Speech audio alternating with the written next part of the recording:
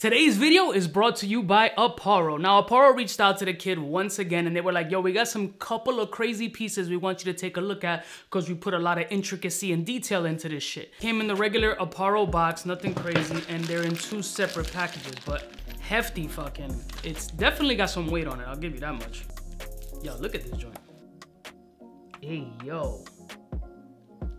This looks wild. And then it opens up at the ends and has the box clasp. Higher precious metals or even into the gold space. I mean, they would really be a force to reckon with when it comes to the affordable jewelry market. They did the scales on this dragon with such a nice level of precision and stone setting that they did in this piece. Speak facts, bro. I'm not gonna sugarcoat it.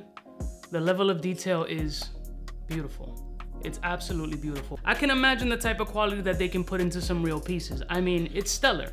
Beautiful detail. Down to the dragon's hair, I guess, the nose, the stones in the eyes, the whole ring piece.